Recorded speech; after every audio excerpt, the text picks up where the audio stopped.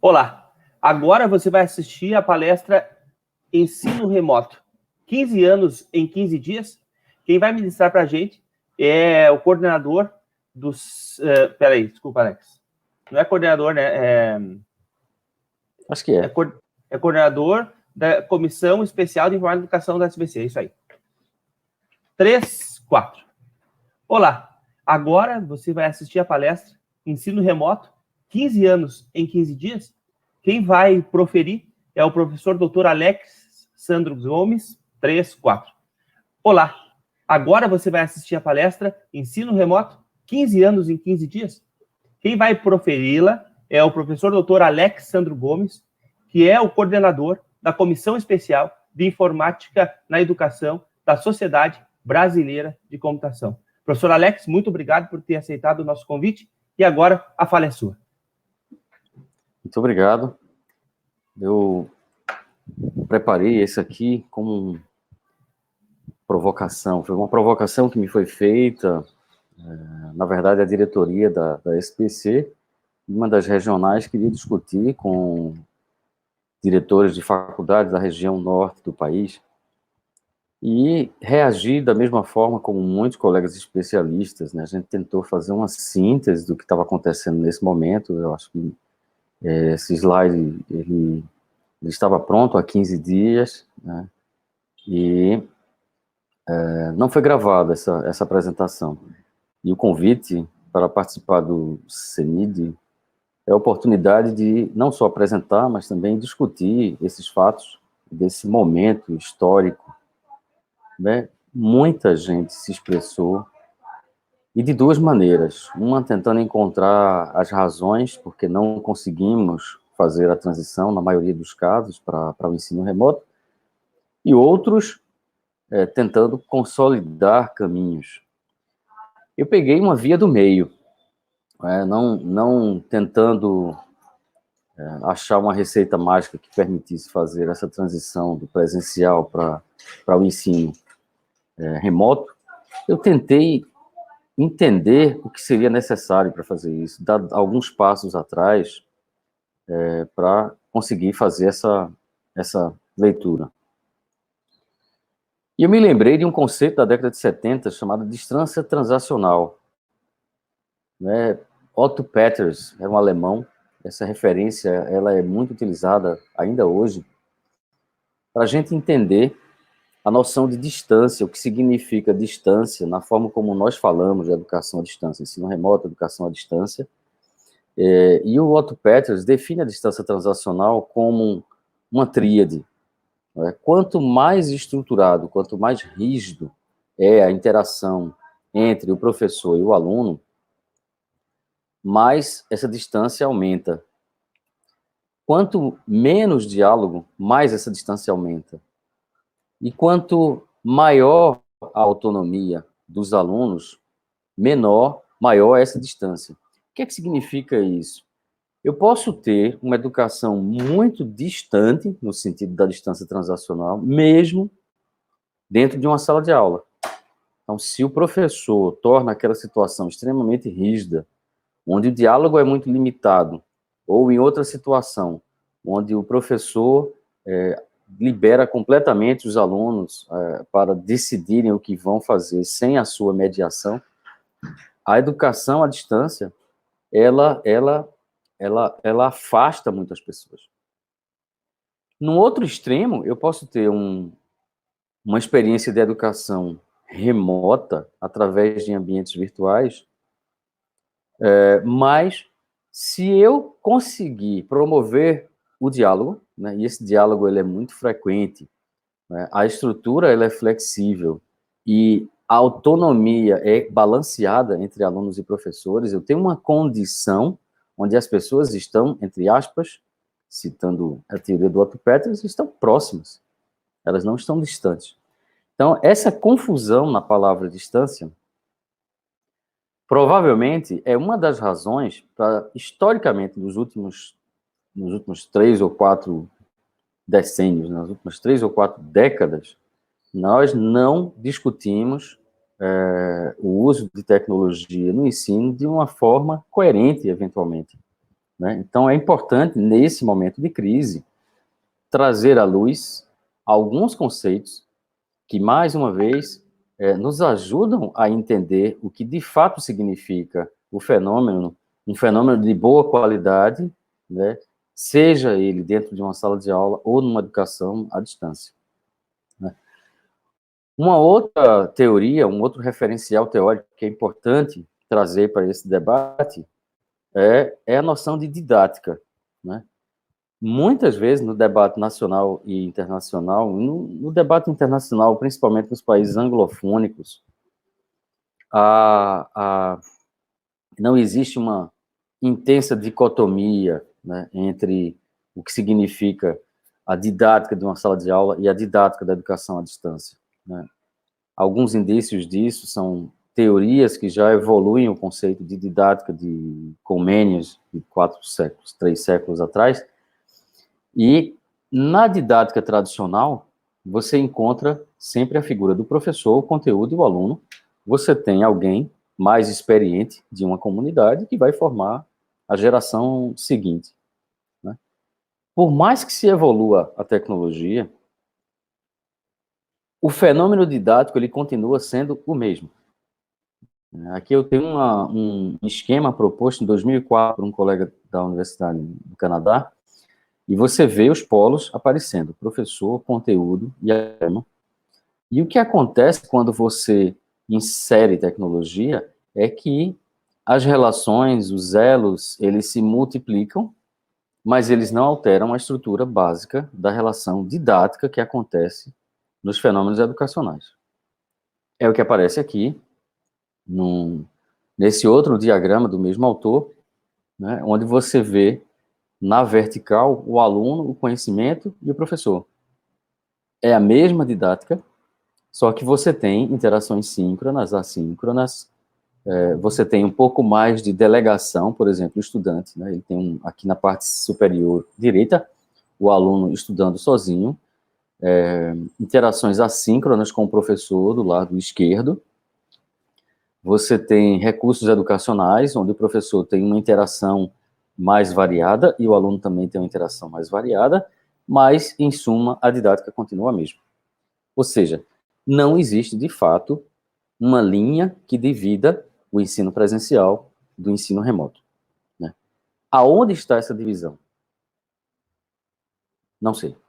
Ela pode estar em muitos lugares, ela pode estar na etimologia dessa palavra, né? Quem decidiu chamar a educação mediada por tecnologia de educação à distância, talvez tenha começado, né, esse mal-entendido.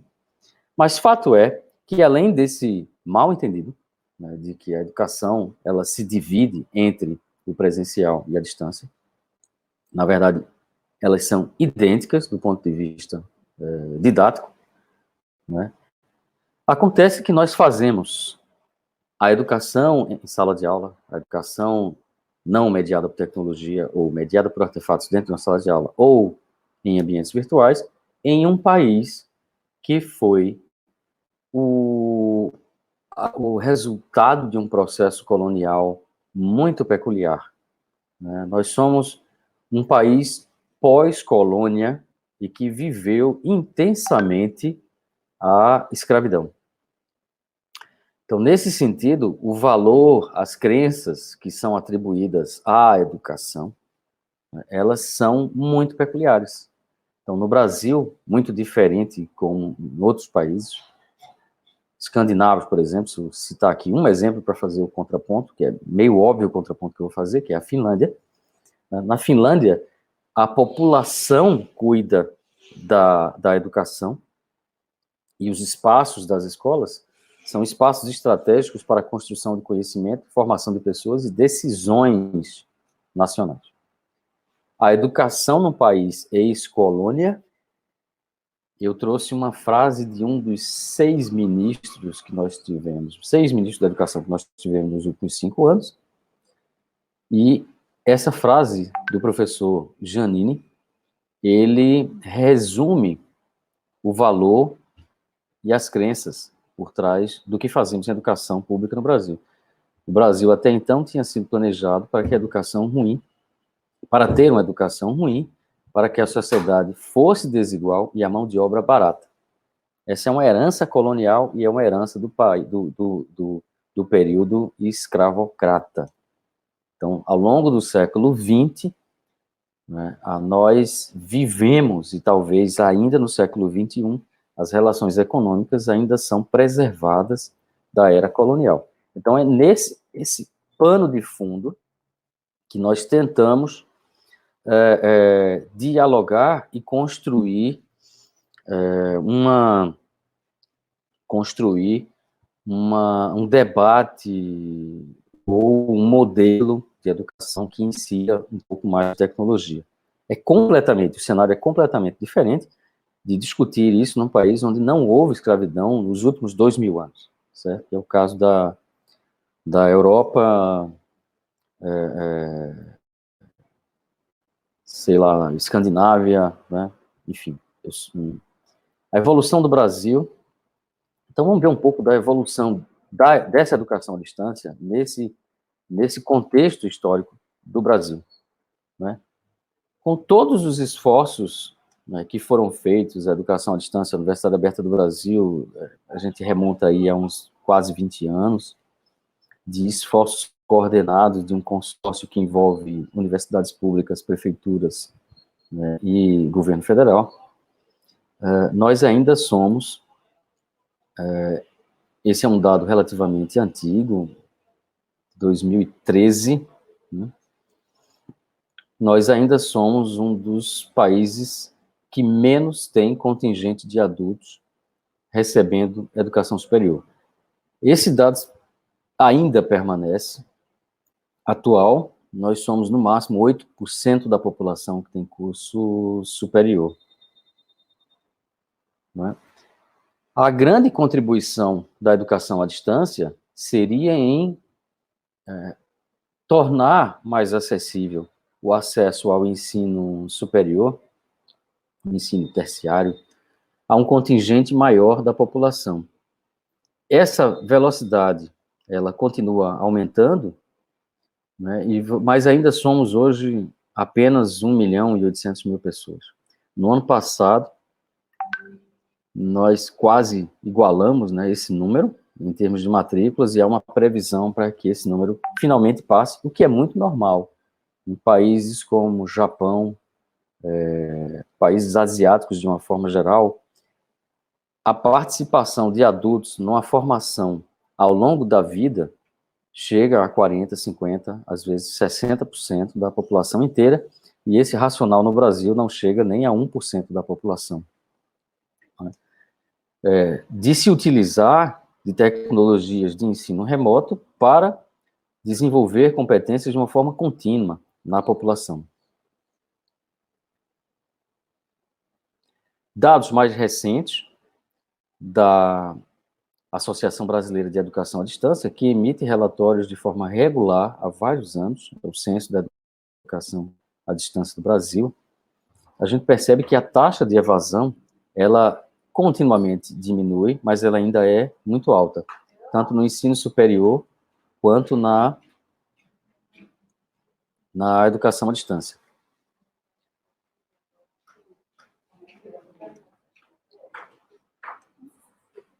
Nos últimos 15 dias, diante dessa situação,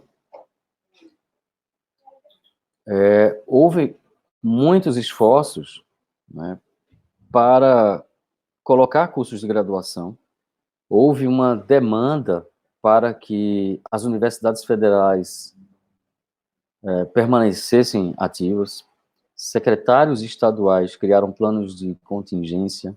Organizações da sociedade civil rapidamente reagiram e construíram recomendações para orientar secretários municipais.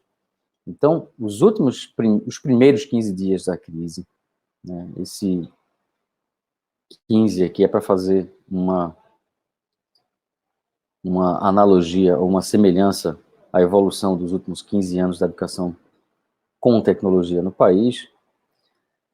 E o que a gente observa, eu trouxe aqui eu não pude fazer muitas observações fora de casa, mas esse vídeo eu observei na minha residência.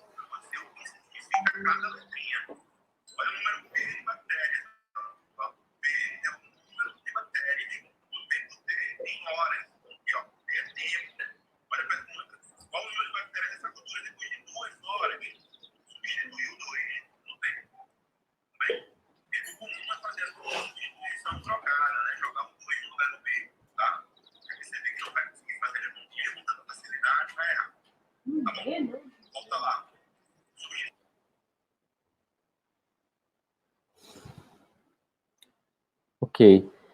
Se eu pegar o referencial teórico do Otto Peters, eu vou perceber que há uma quase delegação total para o extremo do aluno, né? O professor, ele produz um vídeo, coloca o vídeo lá na internet, não há interação mais entre ele e o aluno, não há mais interação entre os colegas, não tem mais uma escuta bilateral, e aí, no ponto de vista da autonomia, a gente saiu de um extremo para outro, nessa situação aqui, né? Eu posso imaginar que, por exemplo, a disposição de materiais no site e orientações para que se façam atividades em casa também são uma transferência muito abrupta, tá certo? E isso foi feito do ensino superior, na educação básica, em diversos lugares, né? 15 dias depois, e a gente já começa a ver nas mídias sociais, vários postagens falando sobre a baixa qualidade desse material. E essa baixa qualidade do material, ela era conhecida, né? Conscientemente, né? Durante muitos anos, a educação à distância foi feita com poucos recursos, com recursos de baixa qualidade, né? Eu instalo um ambiente virtual, coloco lá as mídias e delego, né, de uma forma não avisada e não explícita, né, a coordenação e a gestão do aprendizado para uma quantidade grande de alunos. A gente sabia que isso acontecia, certo? Mas no momento que eu precisei fazer isso, não como uma coisa acessória, e ele passou a ser a única alternativa, uma única alternativa.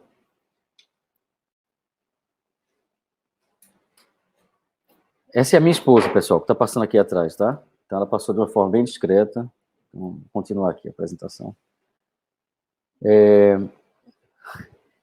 Home office. Então, o debate sobre o papel do computador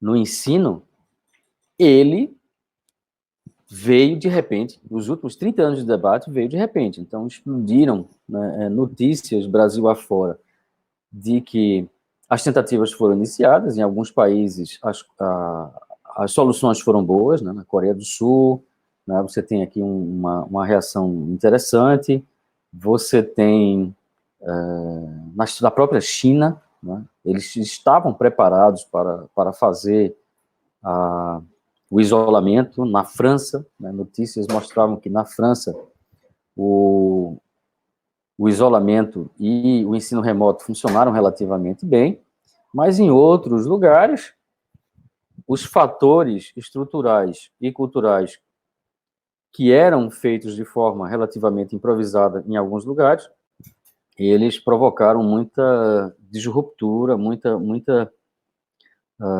contratempos, né? Eu coloquei aqui um que se aproxima da realidade brasileira, inclusive do que se vem debatendo, que se vai debater no CENID, que é a questão da divisão digital. A divisão digital era uma noção que se utilizava no final da década de 90, no começo dos anos 2000.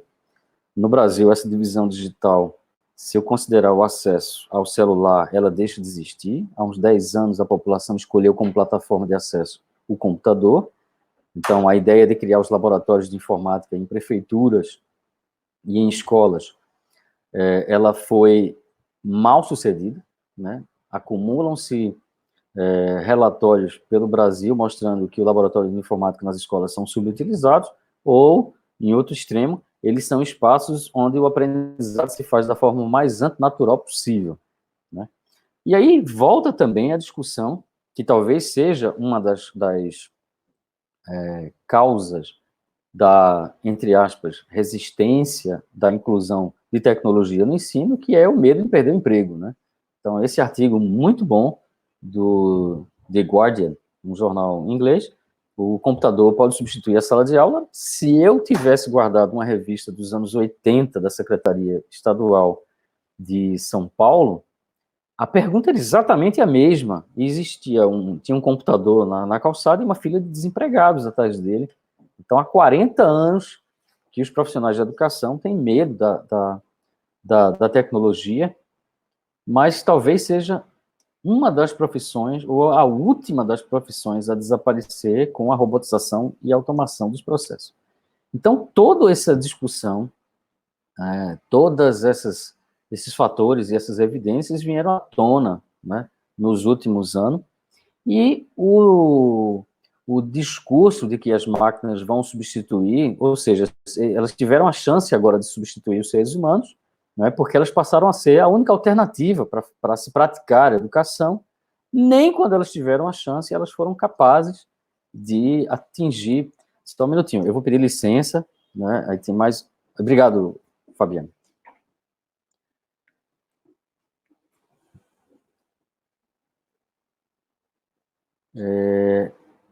As tecnologias, elas, mesmo quando tiveram essa oportunidade, isso é uma frase de Papert, dos anos 80, ele coloca, não vai existir uma sala sem computador, e é verdade, as salas hoje devem ter pelo menos 30 computadores nos bolsos dos alunos, né? Mas não necessariamente, eles conseguiram, de fato, modificar a estrutura da educação como deveriam ter, como nós deveríamos tê-los colocado, né, de forma integrada nos sistemas educacionais, porque se assim o fizéssemos, como alguns países conseguiram fazer, como é o caso da Coreia do Sul, a França e a China, em algumas localidades que conseguiram permanecer ativos, os computadores, eles não passaram a ser um elemento acessório ou fechado numa sala ou uma coisa complementar. Eu diria que uma visão de inclusão digital, uma visão que era muito comum nos anos 90, por que eu tenho que aprender a usar o computador? Para usar o computador. Né? Isso tinha nos discursos de inclusão digital, uma variação disso, eu preciso usar o computador para trabalhar com o computador em alguma profissão. E agora a gente está entendendo que a gente precisa de tecnologia para fazer o próprio processo educacional ser viável. E esse trabalho e esse entendimento não estava presente, né, ou não estava claro, ou não conseguia vencer evolutivamente, né, e modificar a cultura da prática educacional no Brasil. Né? E no caso do cenário brasileiro, né, essas orientações apareceram de todos os lados, grandes nomes da academia que trabalham com informática na educação, produziram materiais, a própria Sociedade Brasileira de Computação articulou, colegas da Comissão Especial de Informática na Educação, materiais foram produzidos, e a evidência era que não tínhamos estratégia suficiente para essa operação. Mas por que não tínhamos essa... O que acontece? Quais são os fatores para que essa inclusão digital seja mais do que simplesmente acesso, né, ou disposição de computadores nas escolas? Para que ele entre, de fato, nas rotinas educacionais, a literatura recente mostra que não é um trabalho do professor. Né? Então, por exemplo, a educação ela tem que ser ruim para todos, então um professor sozinho pode resolver as questões educacionais. Né? Agora a gente percebeu que não. Né? Mas a literatura recente mostrava os fatores associados à formação de professores ou à gestão pedagógica das instituições de ensino que poderiam tornar viável o ensino com tecnologia, né? Que era, em parte, a formação do professor, uma formação inicial, uma formação que conseguisse fazer com que ele se autodeclarasse eficaz, então ele não se declara eficaz para utilizar essa ferramenta no processo de mediação presencial, né? Isso é uma evidência que a gente tinha desde 2012. Né? Além disso, o sistema de crenças, ou seja, a herança, né, cultural, ou o senso comum, né, impedia, ou seja, isso não é educação, isso não é legítimo, e o sistema de crenças não pertence só ao professor, mas também às famílias e às equipes pedagógicas. Né? Havia muito medo, né, do que a tecnologia da informação promove, que é a transparência. Tá certo? Então, nós temos um dos piores sistemas educacionais do planeta, né? A eficiência dos nossos investimentos é de em torno, no máximo, de 10%, Então, de tudo que é investido na formação de um indivíduo em 14 anos da sua escolaridade, 10% desses indivíduos conseguem ter a nota num padrão internacional de classe mundial, mínimo. Mas esse sistema de crença impediu que o ensino remoto, né, e o uso de tecnologia talvez evidenciasse a baixa qualidade desse ensino, e eu, pessoalmente, ouvi alguns depoimentos de líderes e tomadores de decisão nessa direção. Não se tem evidências, né, uma compreensão muito baixa, uma falta de conhecimento de como aplicar isso de forma explícita, né? Você tem um discurso dizendo a internet é possível, mas o debate nunca desce para a construção de cenários de aprendizagem híbridos, né? Você continua tendo uma discussão que a educação híbrida é mais interessante, assim como na década de 70 e de 80, o construtivismo era mais interessante, e aí haviam tentativas isoladas, e não progrediu, assim como as tecnologias não entraram. O construtivismo também tem as metodologias ativas, na década de 70 e 80 a gente chamava de abordagens construtivistas, elas continuam tendo uma resistência muito grande para modificar os rituais mais normais dos processos educacionais, seja educação básica ou ensino superior, né? E aí eu voltaria a apenas um conceito do Otto Peters, que é o conceito de autonomia, tá certo? Ou seja, o que eu entendo, né, a síntese que eu faço dessas várias linhas de argumentação do que aconteceu nesse mês, eu nem vou na linha de fazer apenas a denúncia, porque a denúncia ela não leva a nada, mas também uma estratégia de guerra também não vai conseguir modificar todos esses fatores no curto prazo. É interessante a gente encontrar um foco ou uma variável, tá certo? Que no curto, no médio e no longo prazo, insistentemente, a população, todos os setores deveriam se unir em torno dela. E eu elegi, tá certo, para mim, e estou colocando aqui, me expondo, né, ao debate, que o conceito de autonomia, ele precisa ser perseguido desde a tenra idade, né, para que, numa situação como essa, nós tenhamos, de fato, condições de realizar uma transição ou um balanço, tá certo, ou permitir alguma continuidade dos processos educacionais. O que significa isso?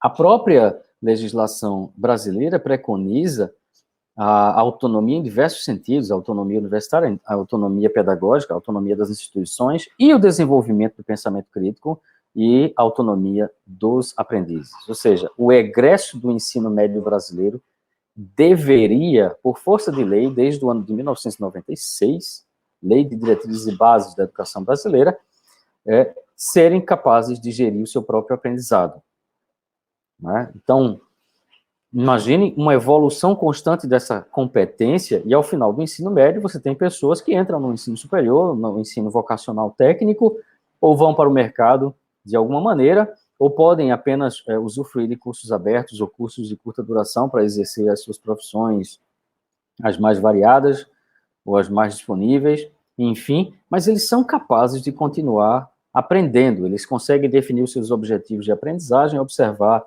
a sua apropriação desse conteúdo, refletir sobre o seu próprio aprendizado e continuar esse processo autonomamente. Nos países, eu suspeito que nos países que conseguiram fazer essa transição, né, os alunos que conseguiram fazer essa transição para o ensino remoto, muito necessariamente, eles precisariam ter essa capacidade de gerir o seu próprio aprendizado. Talvez mais importante do que o suprimento de infraestrutura, que foi um dos argumentos que foi utilizado aqui no Brasil. Eu não tenho garantia de que todo mundo tem acesso à internet e a computadores, então não vamos fazer nada, né? Mas talvez o pano de fundo que não foi colocado à mesa, eu vi pouquíssimas pessoas falarem sobre isso, então eu aproveitei essa ocasião para me expor nesse debate, não é? a autonomia é uma competência e um ativo nacional, né, que todos nós deveríamos perseguir para desenvolver na nossa população. Então, ela é mais importante do que as tecnologias. Então, o debate não é inclusão digital. O debate é educacional, né? Todos nós, e os esforços de utilizar a tecnologia são para que ela crie condições necessárias para o desenvolvimento das pessoas. Então, o debate de inclusão digital, ele sai do polo aprender a tecnologia pela tecnologia, ou aprender a tecnologia porque quando eu for trabalhar, ou seja, aquela máxima da educação é para manter a mão de obra barata. Não, eu preciso dominar a tecnologia porque se eu sei gerir o meu aprendizado, eu vou continuar aprendendo mesmo quando eu sair dos sistemas educacionais, que é isso que acontece nos países como da Ásia, né? Quando você vê o lifelong learning, o aprendizado ao longo da vida, acontecendo em contingentes massivos de 40% a 60% da população adulta. E no Brasil, a gente caminha para o 1,5% da população. Do ponto de vista... Isso que eu argumentei até agora foi sobre a autonomia dos alunos, mas a autonomia do professor, ou seja, como fazer nas formações de professores para que ele tenha consciência de que o uso de tecnologia não é para apenas usar a tecnologia, mas para criar condições onde ele pode delegar mais ou menos autonomia, onde ele pode permitir um diálogo muito maior, né? O uso de um ambiente virtual de aprendizagem no ensino regular presencial permite que todos os alunos emitam a sua opinião por escrito para o professor e para os seus colegas, o que não é possível fazer no espaço de uma aula presencial, né? Então, o diálogo ele é muito ampliado quando se usa tecnologia da informação. Então, o mundo, né, o fenômeno educacional mediado por tecnologia, ele precisa ser visto de uma forma abstrata, né? E os atores precisam, de certa forma, se desprender da imediata, e isso inclui os alunos. E essencial que a tecnologia, isso é um relato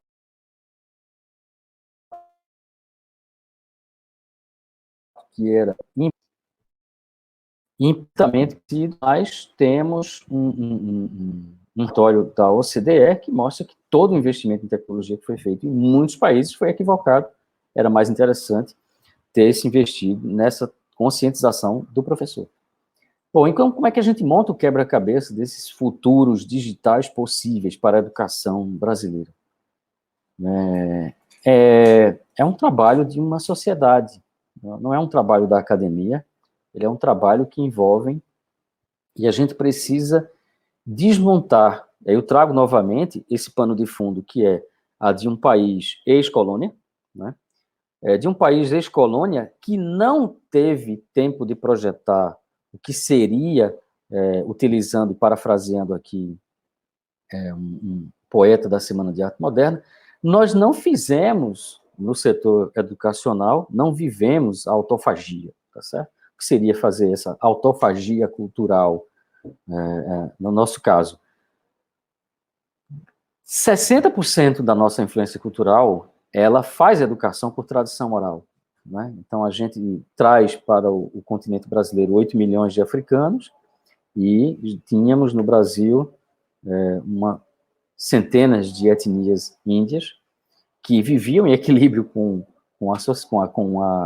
ecologicamente equilibradas, e a tradição educacional, né, de passar de uma geração para outra era oral. De repente, pela província de São Paulo, o comerciante Carlos Gurk escreve sugerindo que adotemos o modelo prussiano, já que não tínhamos método nenhum na visão deles. E a gente, de repente, importou, né, um modelo europeu, e esse modelo europeu é o que nós utilizamos até hoje, né, de certa forma, sufocando ou esquecendo a nossa identidade ex-colônia, né, povo híbrido, né? O resultado disso, e essas evidências não são apenas brasileiras, o que esse gráfico mostra, e vocês podem olhar com calma depois no artigo que é citado aqui do lado, é que a atividade cognitiva das pessoas dentro de uma sala de aula, que é essa faixazinha amarela, ela é quase sempre menos ativa do que a atividade cognitiva da pessoa dormindo ou fazendo trabalhos em casa, né? Aí eu volto novamente àquela reflexão do Otto Peters, né? Se o professor passa uma atividade envolvente, né, ele delega aquela atividade, mas está esperando para conversar com o aluno no dia seguinte, em casa ele trabalha enormemente, tá certo? Mas, se a aula é regular, esse aluno praticamente entra em stand-by, ele se desliga, e o modelo educacional, ele se mostra muito ineficaz, daí a nossa baixa eficiência dos sistemas educacionais. Qual seria uma alternativa? A alternativa é, como eu estou fazendo aqui agora, reconhecer a natureza do brasileiro, né? E nós temos isso documentado. A obra de Darcy Ribeiro, por exemplo, quando ele cria uma teoria para descrever o que é o brasileiro, né? Por que nós agimos da maneira como agimos, deveria ser um ponto de partida para a construção de um modelo efetivamente brasileiro, e não apenas a gente não questionar o modelo que a gente importou sem combinar com as pessoas que estavam no país, e que ainda hoje é imposta, tá certo? A regulamentação é tão rígida que é literalmente imposta, e as práticas educacionais são idênticas em todo o território nacional, né? Mas a gente deveria fazer o design, né, do que em alguns lugares do planeta a gente chama de design pós-colonial. Né? Como eu posso imaginar um modelo educacional que seja adequado às características do nosso povo? Então, no Congresso CENID, vocês estão discutindo as questões relacionadas ao digital, mas essas discussões elas precisam, de alguma maneira, estarem conectadas com as características antropológicas. Nós todos, cientistas, que trabalhamos, ou técnicos que trabalhamos com implantação ou design de soluções computacionais para o Brasil, deveria ter, né, um pano de fundo, uma cultura mínima para entender o efeito desse processo de evolução civilizatória que aconteceu no Brasil, pelo menos nos últimos 3 séculos, para a gente imaginar quais seriam as condições ou qual seria o formato de uma educação e como o digital deveria entrar.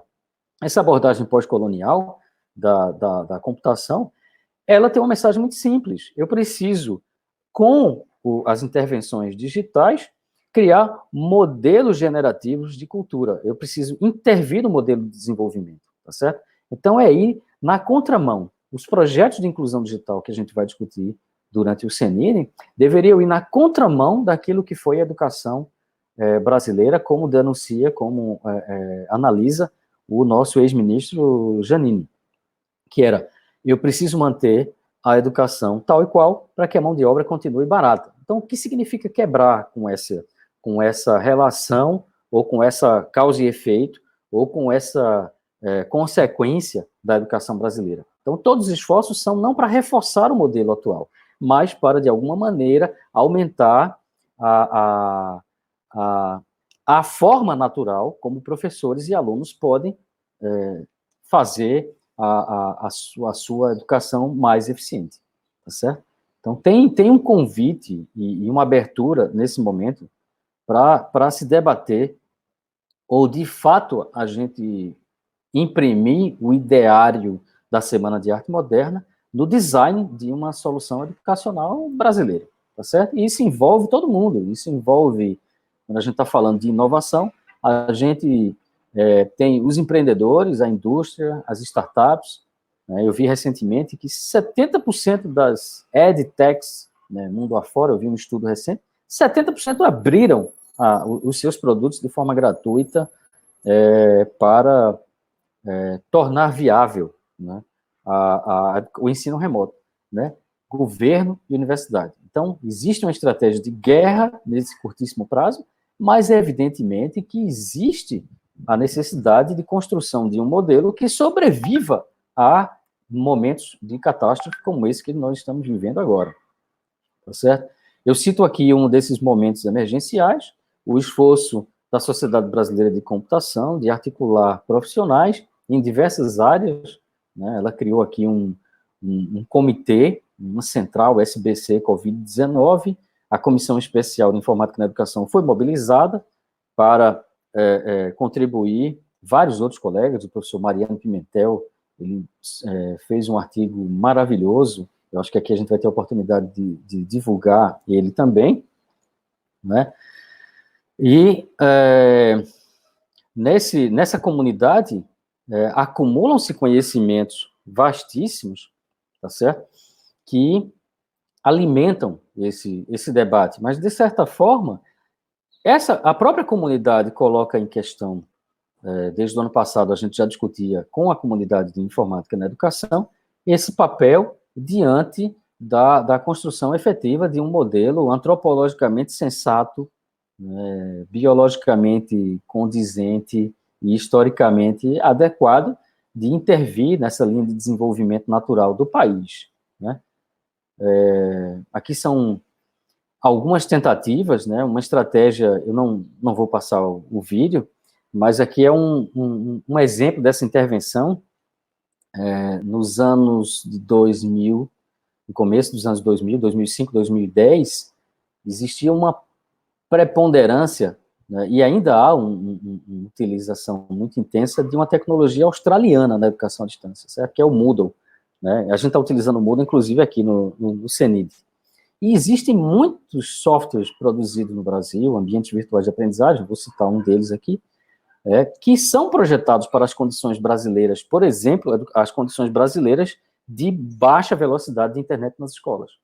O Moodle, ele exige uma navegação muito intensa, uma memorização, um treinamento dos professores, literalmente, para usar o ambiente virtual, e no Brasil existem muitos exemplos de produtos que no caso aqui, o Amadeus, ele é distribuído pelo Ministério do Planejamento, e o design dele foi pensado para que ele funciona com a internet muito lenta, e não há navegação. Na época, a tecnologia era JavaScript, né? E aí você não saía de uma página para outra, mas as janelas iam abrindo na mesma tela, e isso simplificava ou mitigava a carência de formação inicial dos professores em usar a tecnologia, tá certo? Então, para que exista a propagação de soluções projetadas no Brasil para as condições brasileiras, por exemplo, de internet e de formação do professor neste momento, né, é importante um alinhamento com diversos atores. Você precisa ter prestadores de serviço que façam a implantação disso Brasil afora, vocês têm que ter governos que demandem essa solução e academia que construa soluções considerando esses fatores culturais e estruturais, certo? Não vou passar aqui Uma das características dessa versão mais atual do Amadeus é exatamente pensando nesse desenvolvimento do conceito de autonomia ao longo da educação básica, são painéis de monitoramento e de regulação da aprendizagem, onde aqui do lado esquerdo você tem a definição de objetivos e metas, e aqui do lado direito você tem visualizações que mostram se eu atingi ou não a meta no tempo adequado, né? Isso para a forma como vai se tratar a BNCC, tá certo? Por habilidades e competências, ou ensino superior por habilidades e competências, é uma interface, um artefato digital que permite fazer uma mediação muito precisa do desenvolvimento dessa habilidade metacognitiva de regulação do aprendizado. E aqui tem algumas outras interfaces que mostram o feedback, né, dado ao aluno quando ele não cumpre, né, essas metas estabelecidas por ele mesmo. Tá certo? Uma outra forma de a área de computação contribuir de forma consistente com transformações no setor educacional é através da sua essência, que é a área de análise de dados educacionais, ou Learning Analytics, né? Nessa área, você tem acesso a rastros da experiência educacional. Imagine que nós tivéssemos entendido há 15 anos atrás que o ensino presencial não é apartado do ensino à distância e tivéssemos incorporado ambientes virtuais na prática educacional presencial. Então, essa prática, ela deixa evidências da manipulação de conteúdos, da interação entre os atores de uma escola, e esses padrões de comportamento podem se tornar gráficos ou visualizações que aumentam a capacidade do professor de perceber os alunos que estão se afastando. Esse gráfico aqui da direita, com essa bolinha vermelha, é exatamente o contingente de alunos que se afastam de um padrão normal de interação no grupo de alunos, e aí o professor pode fazer uma mediação mais adequada. Então, é um exemplo muito pontual onde a tecnologia da informação ela foi utilizada para fazer um elo, né, no processo de mediação do professor e o aluno, onde você captura evidências do comportamento do aluno que são imperceptíveis para o professor, coloca ele de uma forma evidente, numa visualização, e aproxima os professores dos alunos. Então, a tecnologia é utilizada para aproximar e não para promover um distanciamento, né? Outros exemplos aqui, redes sociais educativas, que foram projetadas também, pensando nessa forma ritualística, né? O brasileiro ele é muito afeito a trocas, né? As redes sociais, elas sempre foram uma predileção dos brasileiros. O Orkut, talvez vocês ninguém aqui, só eu utilizei o Orkut, quando fechou, 70% da população do Orkut era de brasileiros. O Facebook, quando atingiu 1 bilhão de usuários, acho que 40% ou 50% eram brasileiros. Então, a gente não questiona, né? Então, esse projeto aqui é um design brasileiro, né, que utiliza a metáfora de rede social, ele é muito parecido com o Facebook, e ele se apropria, né, dessa abertura, né, do brasileiro a interagir em redes sociais. Eu tenho aqui um videozinho que mostra a tela inicial, muito parecido com o Facebook, né?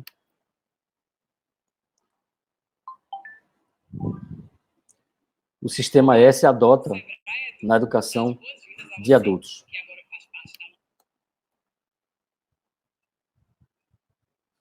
Tá?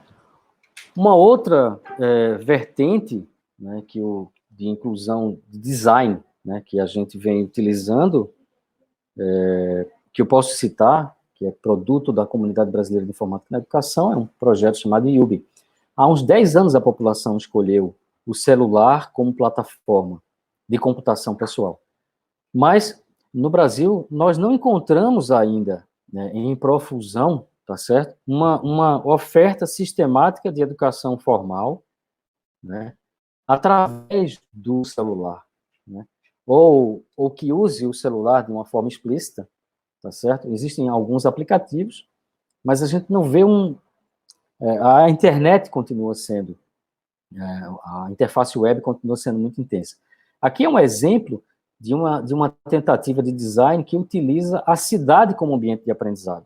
E os conteúdos são geolocalizados, e esse conteúdo tem a ver com o local onde o conteúdo é disposto, né? A hipótese aqui desse design é que as pessoas aprendem com o corpo inteiro, elas estão buscando, né, esse conteúdo faz sentido para ela buscou intensamente, e ao navegar pela cidade, ela recebe informações por todos os seus sentidos, e essa informação, essa gotinha digital que seria entregue apenas na interface do computador, se eventualmente ela sentasse na frente de um computador para ver essa informação, ela vai ser apresentada para ela no local onde há uma relação entre a informação e o local, e o ponto, né? Então, isso é o que a gente... Isso é uma corrente muito pouco discutida ainda no Brasil, que são estratégias de aprendizado formal, informal ou não formal, tá certo? E de que maneira essa experiência corpórea, né, e situada poderia ser utilizada extensamente nas formações presenciais, tá certo? Então, existe uma arquitetura de referência, né, e aqui são experimentos, né, são experiências, né, de geolocalização do conteúdo em cidades. Esse aqui é um relato de experiência na cidade de Petrolina e Juazeiro, com alunos do ensino médio regular de um Instituto Federal do Sertão. Né? Bom, mas, ou seja, a mensagem que eu queria deixar para a comunidade de informática que participa, os mais de 3.200 pessoas que participam do CENID, é que nós fazemos parte de uma grande rede, né? Nenhum de nós tem a solução completa, mas cada um de nós precisa ter uma visão holística do problema, né? O problema não começou hoje, né? O porquê da educação brasileira, a essência da educação brasileira, as características da educação brasileira, elas não aconteceram depois que o último governador ou o último prefeito sentou na cadeira que nós compramos para ele sentar. Elas são históricas, elas são antigas, e esses fatores precisam ser levados em consideração.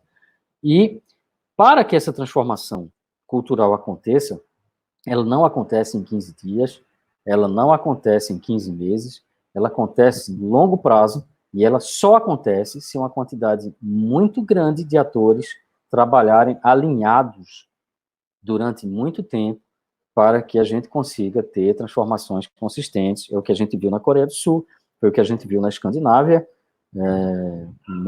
após a Primeira Guerra Mundial, e demorou bem mais do que 40 anos, né? A gente viu uma Finlândia se transformar ao longo de pelo menos 6 ou 8 décadas. E é o que evidencia esse relatório dessas duas colegas, que eu recomendo a todos. Elas analisam diversos cases pelo planeta, e a única coisa que tem em comum nos lugares onde realmente houve transformação foi esse alinhamento com todos os atores. E essa seria a minha mensagem, e aonde eu puder fazer chegar essa mensagem de união e alinhamento para os especialistas no Brasil, eu chegaria. E queria terminar com uma frase de um gênio da música, talvez o mais importante, um dos mais importantes artistas do século XX, Miles Davis. Esse é um documentário recente, e para provocar, de fato provocar, em todos da comunidade, de diversas comunidades, para que a gente continue criando, tem que se comprometer com a mudança, não com o projeto que está na sua mão. Né? É muito parecido essa frase do Miles Davis, que se transformou ao longo da carreira e conseguiu encontrar dentro de si e de toda uma experiência dolorosa energia para continuar criando formas diferentes de arte. Ele não estava comprometido com a música dele, mas com a evolução da música. Né? Então, nós, cientistas, ou técnicos em inclusão digital, ou o que seja, nós precisamos nos comprometer com a mudança do nosso país, e não com os nossos projetos pessoais, tecnológicos ou metodológicos. Muito obrigado pela oportunidade de interagir com vocês. Obrigado, Adriano.